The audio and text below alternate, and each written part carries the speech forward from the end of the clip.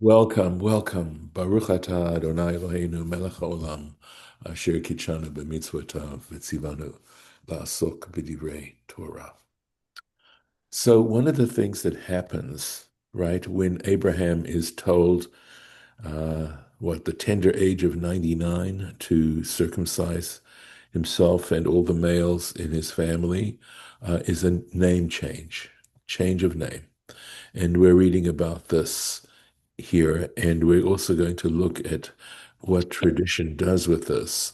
And in this course of doing it in this particular lesson, we're going to deal with words that I mentioned in a previous lesson, such as chiyuv, obligation, and what is there is such significance in reality as to how our tradition looks at the performance of mitzvot, right?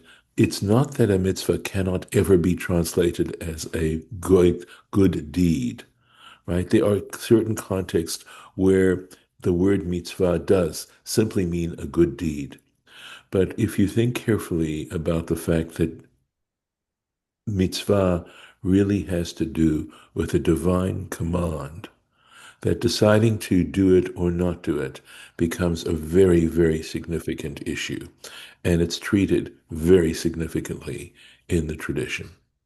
And it essentially is um, a deconstruction. Performing mitzvahs is a deconstruction of the general statement, you shall love the Lord your God with all your heart, with all your soul, and with all your might.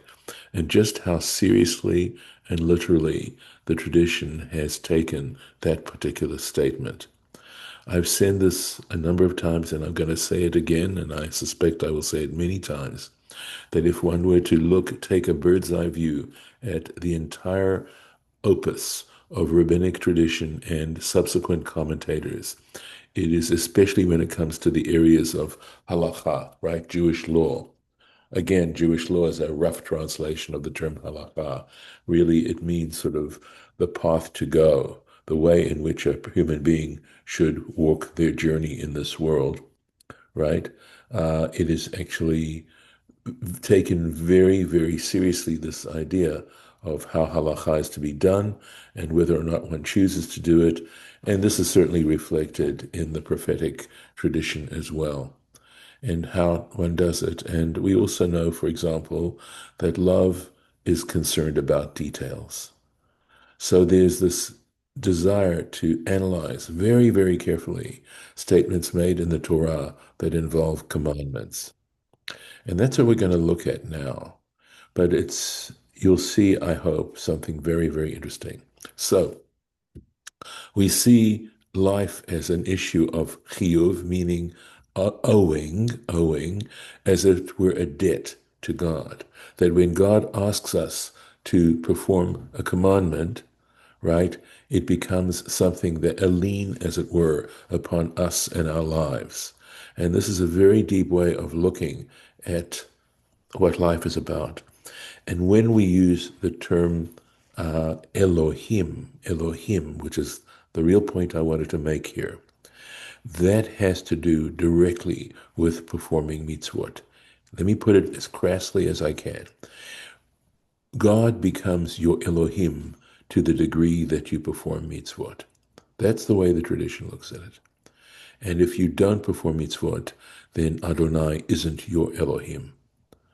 Elohim has to do with your relationship in that regard. So this is a really very basic fundamental point. And when we say at the end of Yom Kippur, remember, which is a day of atonement, and what are we atoning for? We're atoning for the fact that we've neglected the mitzvot to whatever degree we've neglected them. And when we say at the end, Adonai Hu Elohim, we hope that when we're saying it at that point is that we have this commitment to perform the mitzvot in the coming year, and that we acknowledge that fact. The truth, of course, if I were to comment on it, because it's concerning, is that none of us, even the most righteous, do every single mitzvah. But for the most of us, myself included, of course, is that it is an ongoing dance, an ongoing struggle, an ongoing question as to what degree one has performed mitzvot each and every single day. And in being very, very rigorous and very honest with ourselves, trying to be really honest with ourselves, recognizing the degree to which we have failed to come up to what is expected of us. But to recognize that to the degree that it allows us to be extremely, extremely appreciative of the fact that we are given, to some extent, in some cases to a great extent, very comfortable lives, and that our lives are spared, and that we know that there's certainly others who are living in war-torn areas or things like that, but that there's so much, in fact, to be thankful for. Okay, let's do this. Vaya shimcha Avraham. Your name will be Abraham. So perhaps we should take a look at what was said here. Okay, so we had last looked at verse 2 because we're looking here at verse 5, right? So let's look at, so we said, God told him to be perfect, and it says, I shall place my covenant between you, me, and I shall multiply you in very greatly. So this we did not read. Vayipol Avram al panav. Abram fell on his face.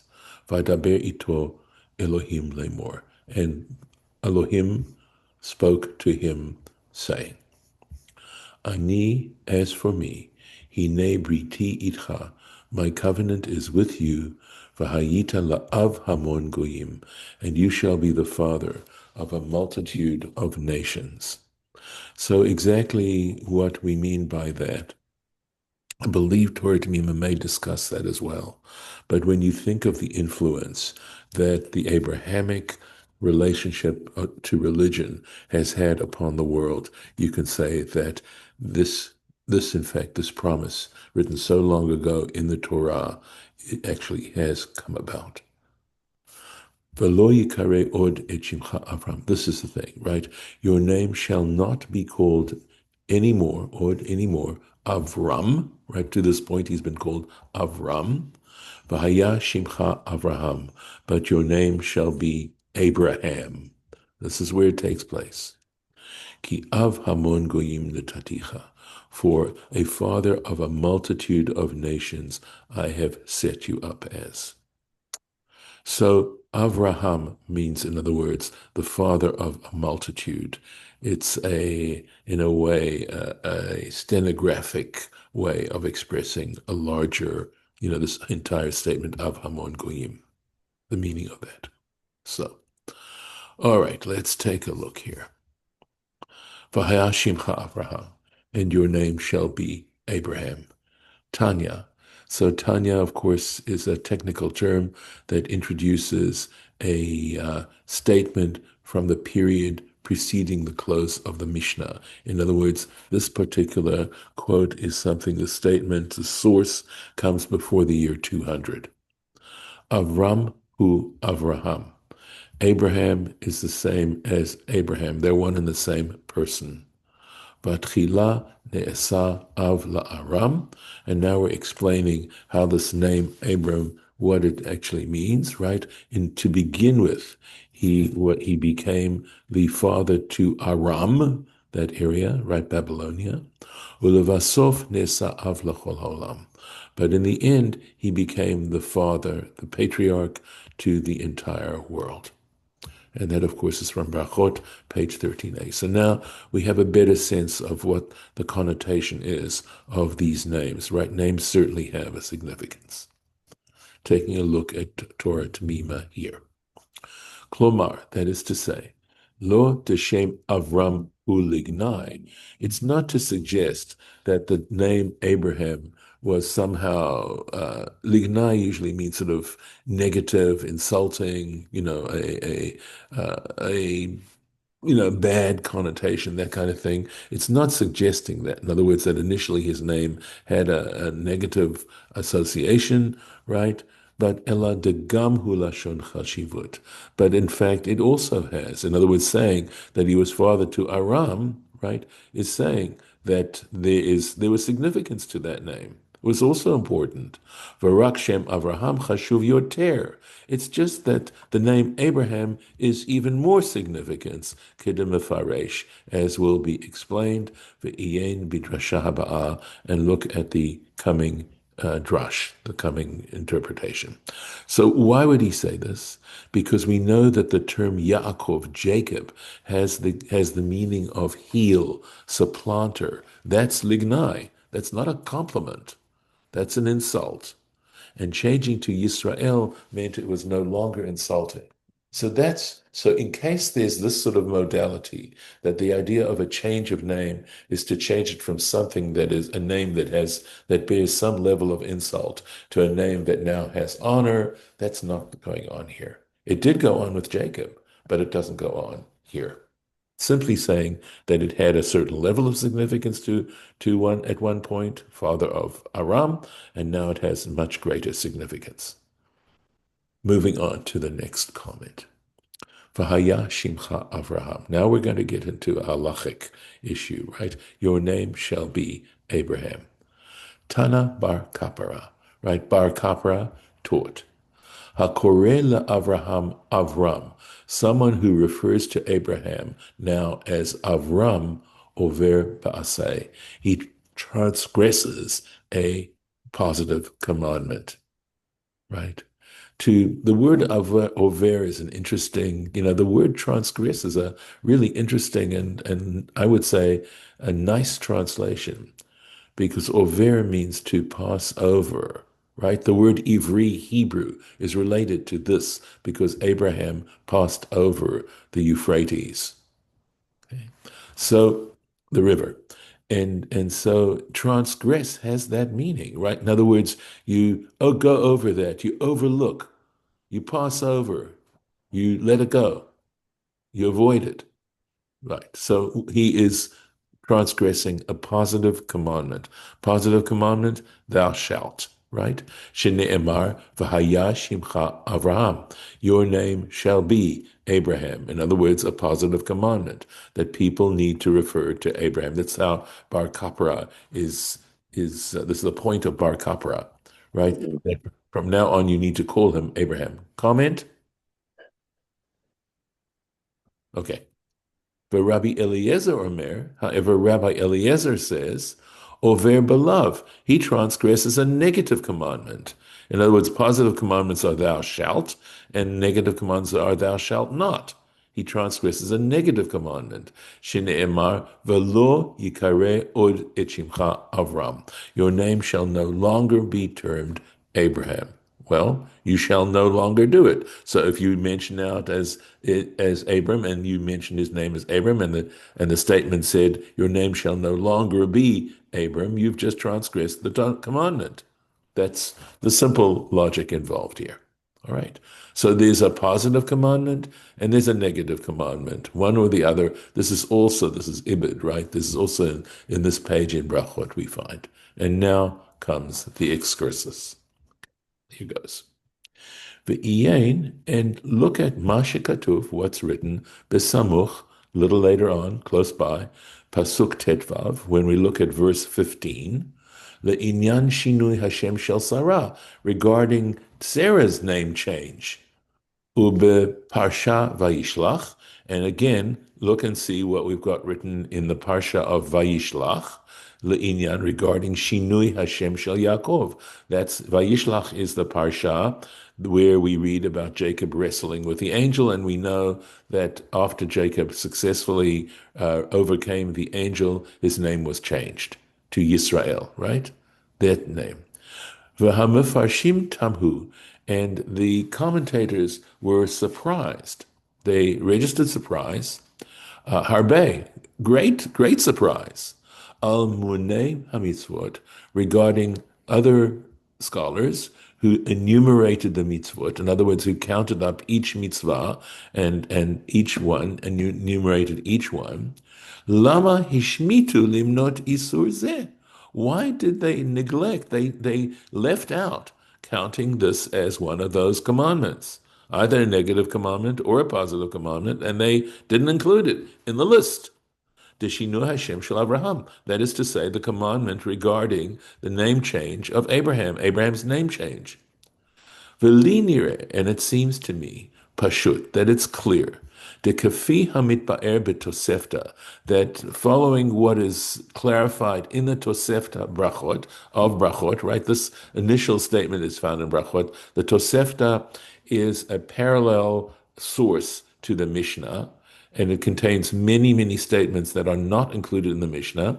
It does not have it does have authority, and I can tell you that if you've ever studied Talmud, you will find many, many sources from the Tosefta used in the legal arguments there.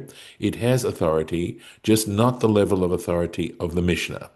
At any rate, the Tosefta of Brachot, Perek, I think this is Perek, could be Pei, right? Maybe it does mean 81, right? I don't know. I'm not sure. It could also mean Perek Aleph. Okay, let me make sure I've got this. Tosefta brachot. I have to leave it as that for the moment. Lo kaimalan. We do not accept kol din zeh, right? Or let's say we don't see in the Tosefta this particular halacha. So the Tosefta, like the Mishnah, is a work that is about halacha. It's about Jewish law, right? And we don't see this. And we understand that these particular types of commandments, the one we just read about, calling Abraham Abram, ha'ela, le'ikuva, they're not indispensable conditions. So ikuva is, again, a halachic concept that when a law is ikuva, it basically means that if you either don't do it, if it's a positive commandment and you don't perform it, or a negative commandment and you don't perform it, the entire acts that are related with the performance of that mitzvah no longer counts at all. In other words, you may have a particular mitzvah that comprises of many different parts. Let me see if I can think of an example. How about the mitzvah of lulav and etrog? There are 4 different species involved in the lulav and etrog, and if you want to say you have performed the mitzvah of making the blessing and performing, of taking the lulav and etrog on Sukkot and doing it on Sukkot, right? And you leave out one of those species. So suppose you leave out the etrog and you take the lulav itself just by itself. Have you in fact performed the mitzvah? No, you haven't performed the mitzvah. That is because having every single one of those species is, we would say, it's le'ikuva. It's an indispensable condition. So when it comes to these particular mitzvahs of Avraham or Avram, etc., they're not ikuva. They're not supposed to be indispensable conditions. Ela sipur dvarim ba'alma. It's simply giving us information, right? It's just telling us stuff. V'chein halashon there. And so the language, and I believe he's saying to Nitosefta, it talks about it. Here we go. Amar lahem ben Zoma lachachamim. Ben Zoma said to the sages, Lo shete'aker yitziat Mitzrayim. So this is a different kind of mitzvah, right? And that is the mention of the exodus from Egypt, and the idea that when the Messiah comes, the exodus from Egypt will basically it'll so be insignificant in comparison with the final ingathering of the exiles, that final great exodus that'll come about at the coming of the Messiah, and understanding that exodus in Egypt as simply being a foreshadowing of the ultimate redemption that is to come. So it's not that when that happens, when the Messiah comes, that it's going to uproot the mention of the exodus from Egypt. Ela shetahei shibud malchiyot ikar. But the truth is that the fact that the Jewish people have had to be under the oppression of all the various nations, right? It's going to be that redemption from the history of the Jewish people, where they were oppressed by so many different nations, right? That'll become the most important element to mention. V'yitziat Mitzrayim tafelo, and the exodus from Egypt will be secondary. to it. Right now, of course, we mentioned Yetziat Mitzrayim as being a primary act of salvation that we've experienced, which is why we celebrate Pesach. Whenever we make Kiddush, we always say Zecher Yetziat Mitzrayim. It's a remembrance of the exodus from Egypt. We notice that the Ten Commandments starts, I'm the Lord thy God who brought you out of Egypt. And essentially, that salvation, that act of redemption of the Israelites from Egypt, means that all their subsequent descendants have a very special level of honoring, loyalty to God, that God has a right to demand our loyalty over and above any other nation because of this act of the exodus from Egypt, right? But compared to that ultimate act of redemption, where the Jewish people will be gathered back to the land of Israel, the temple be established, the Messianic time, right?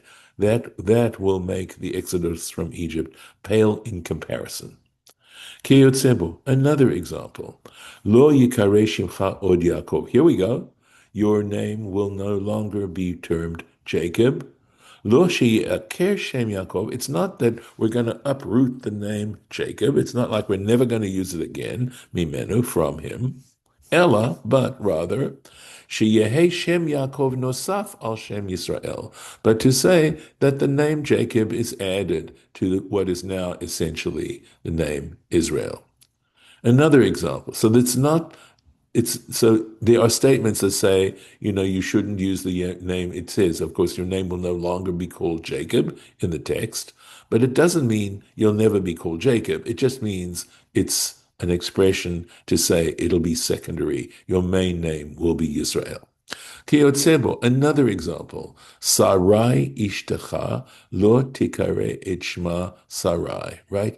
Sarai, your wife, will no longer be termed, her name will no longer be Sarai, ki im Sarah shma, but rather her name is going to be Sarah. That'll be her name.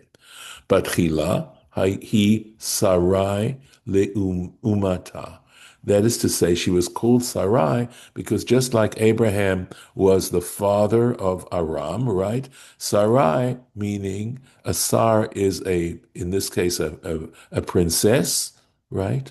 But certainly it means somebody who is a leader on the legislative kind of may, in other words, the laws and things like that, but to her nation. But now he's Sarah, but now, which is from the word shrara, right? Shrara has to do with government, right? Governance. L'chol homot, to all the nations. And what he wants to say is, Sheshem Sarah, that this name Sarah, yeh nosaf al shem Sarai, that we now add that name Sarah to the name Sarai. Keyotzebo, another example. Lo yikare od shimcha Avram. So now we have it, right? This example. Your name will no longer be Avram. V'aya shimcha Abraham. Your name will be Abraham. But chila ata av le'aram. Initially, you were father simply to Aram. V'achshav ata av l'chol ha'olam. But now you're going to become the father, the patriarch to the entire world. Avram eino lignai. So we're not saying that the term Abram, right, has some insult associated with it. Ella l'shevach. It in fact is praiseworthy as well, right? Being the patriarch of Aram is certainly no small thing, right? It's also berotzonu lomar. And so what it's trying to say is sheshem Avraham nosaf al shem Avram, that calling him Abraham is in addition to the name Abram.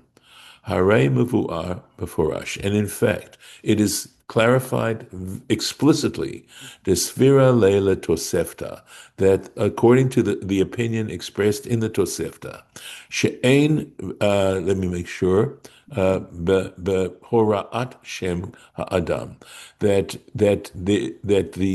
when the declaration of a person's name, of the name sorry, it's Shem HaChadash, Abraham, that the declaration of the name, the new name Abraham, Isur L'Kriyat Shem HaKodem. It's not declaring that he is now Abraham and not Abram, is not saying that you're forbidden to call him the previous name.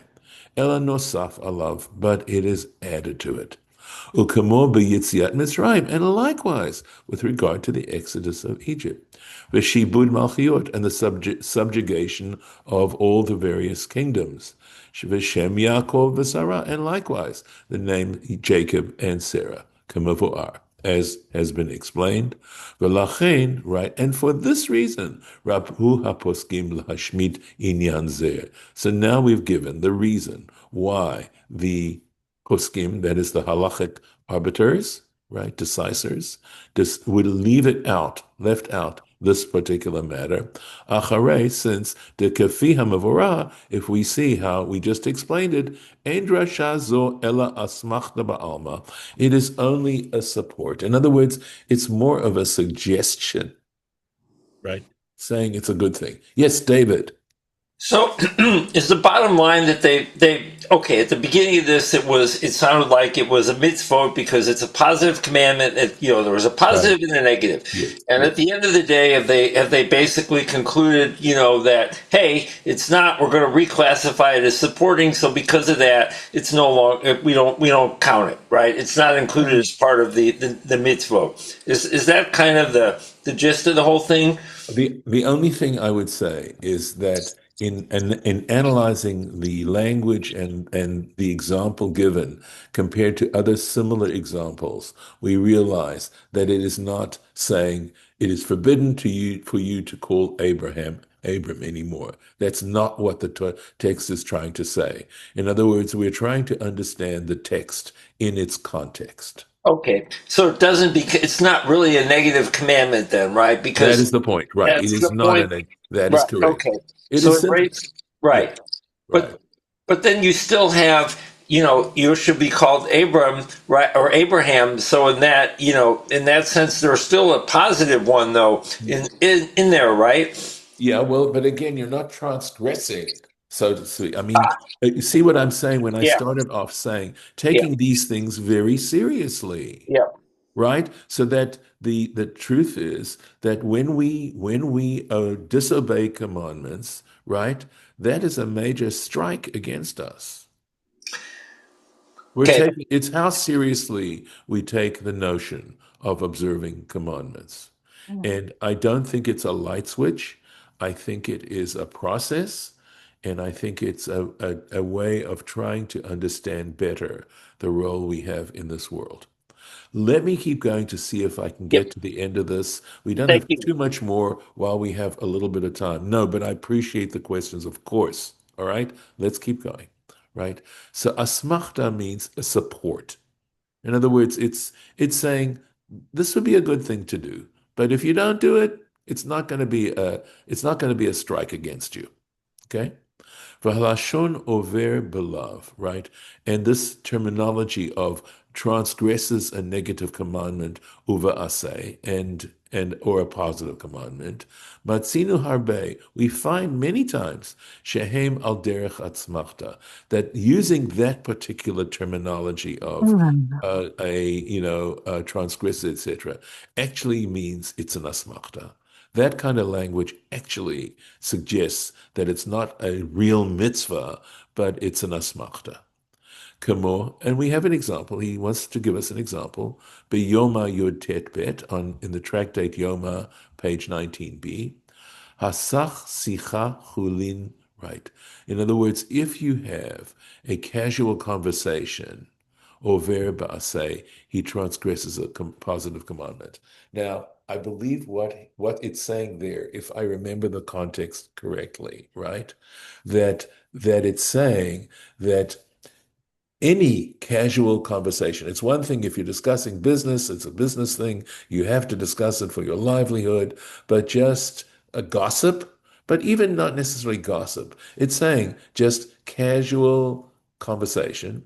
you are in fact transgressing a positive commandment. What positive commandment are you transgressing? V'dibarta bam. Remember in the Shema it says, you shall speak of them. That's positive. And what are them? The words of Torah. In other words, if instead of speaking and discussing words of Torah, you're simply discussing, casual facts or casual information, you are actually no longer speaking about them, right? You're not speaking of them, that is the words of the Torah, and therefore you've now transgressed a positive commandment. You said, you shall speak of them, velo bidvarim betelim, and not unimportant matters. In other words, relatively speaking, unimportant matters. Over, so is that really a commandment? No, no. But it's saying try to make sure that you don't just descend into, basically irrelevant and unimportant things. Uve Sota Lamed Aleph, Lamed Chet, and in the tractate Sota, page 38b, Hane'ene, Mitzarei Ayin, one who benefits from someone, I think it means, from stinginess.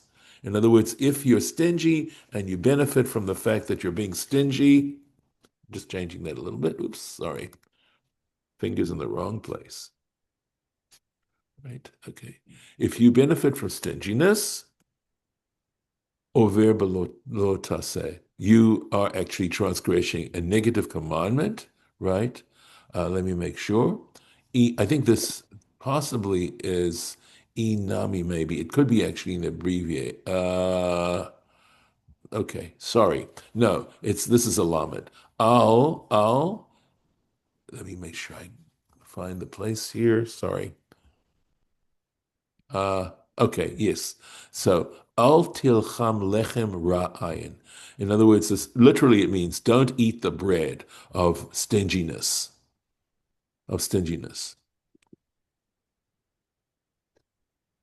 Uva Sanhedrin Kuf Yud Aleph, and in Sanhedrin, page 110a, Kol hamachazik b'machloket. Anyone who insists on continuing a dispute, right, a disagreement, over bala, he transgresses a negative commandment. Why? It says, Velo yiyeh kekorach v'adato. It says, you shall not be like Korach and his community. In other words, looking to undermine somebody's authority. Over Makot, he's giving all these examples, right? Makot, tractate Makot, it looks like page 16b. Hamashher nekavav, one who, in other words, when you have an urge to cleanse yourself, right, in terms of going to urinate, etc. That's what this is. Mashhe nekavav means, you're holding back.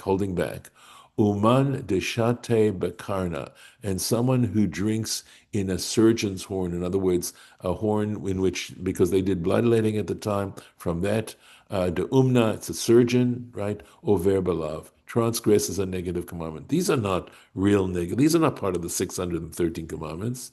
There's a verse to support it, right? It says, you shall not make your souls disgusting. You shouldn't do disgusting things. You shouldn't make yourselves disgusting. Ukitome, and similar likewise. Min halashonot ha'ele, regarding these various expressions, she'einam ela al derech Asmachta. They are simply support. They're simply, as I said, suggestions. V'hachinami kain, and in the case of Abram, it's likewise. It's the same thing. V'dok, and we can say this comfortably, QED, this is a good proof. And we'll stop right here. Okay. So this is actually a wonderful example of, halachic discussion, of how seriously looking at halacha in this very serious kind of way. And I think it's in the course of, for most of us, this is not a usual thing, but being introduced to this kind of thinking, I think, is helpful. And we're still on record. but I'm happy to take any comments you want to make for the record. Mead, you look like you want to say something. Well, I wait till we're off the record. Okay, very good.